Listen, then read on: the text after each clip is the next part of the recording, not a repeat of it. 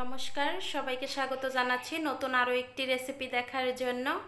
আজকে আমি রান্না করব চিংড়ি মাছ দিয়ে শাপলার তরকারি।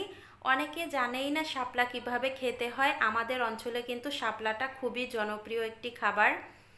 মূল রেসিপিতে চলে আসলাম। প্রথমে এখানে আমি শাপলা নিয়েছি, বাজার থেকে কিনে এনেছে। শাপলাগুলো আমি যে আটিটা বাঁধা ছিল সেটা কেটে নিলাম।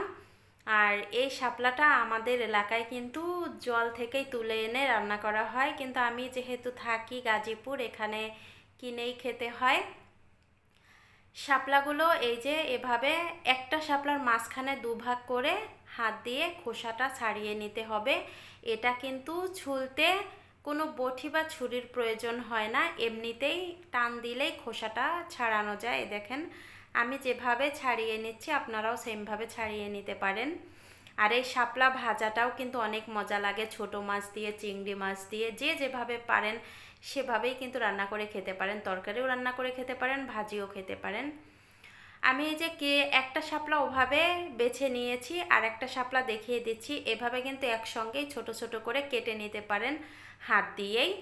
এটাতে মানে বটি বা ছুরির কোনো ব্যবহারেরই দরকার নেই। আমি এই যে ছাড়িয়ে নিয়েছি খোসাগুলো শাপলা থেকে। এখন এই শাপলাগুলো আমি ছোট করে কেটে নিব, একই সাইজের করে কেটে নিব। একই সাইজের করে কেটে নিলেই কিন্তু বেশি ভালো হয় শাপলাগুলো। এই দেখেন আমি শাপলাগুলো কেটে নিয়েছি আর ঝুড়িতে উঠিয়েও নিয়েছি। এখন আমি এগুলো পাশে রেখে দিব।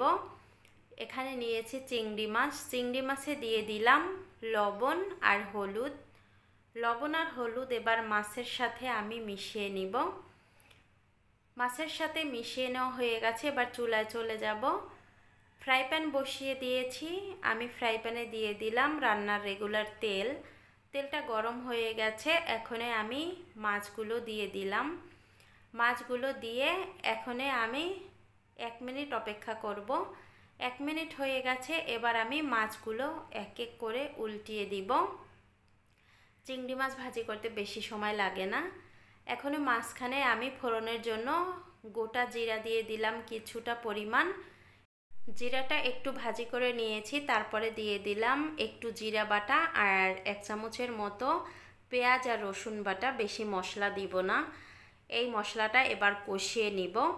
মশলাটা যখন কষানো হয়ে যাবে তখন আমি মাছগুলো মশলার সাথে মিশিয়ে নিব।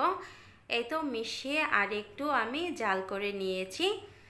এখন আমি এখানে দিয়ে দিলাম কাঁচামরিচ। আর এই শাপলার তরকারিতে কিন্তু কাঁচামরিচটা দিলেই বেশি ভালো লাগে শুকনো মরিচের চাইতে।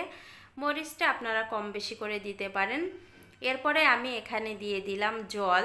আর শাপলা রান্না করতে বেশি জলের প্রয়োজন হয় না, বরঞ্চ শাপলা থেকে আরও কিন্তু জল গলে। এবার স্বাদ মতো দিয়ে দিলাম লবণ। এবার দিয়ে দিব হলুদ গুঁড়া।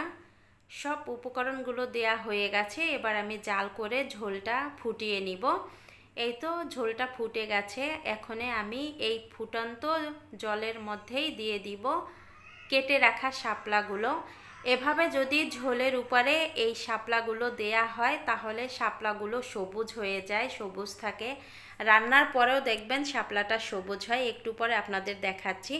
এই দেখেন প্রত্যেকটা শাপলা কিন্তু সবুজ হয়ে গেছে শুধুমাত্র এই জলের মধ্যে দেওয়ার কারণে। আর আগে থেকে যদি কষিয়ে রান্না করতাম তাহলে শাপলাগুলো কালো হয়ে যেত।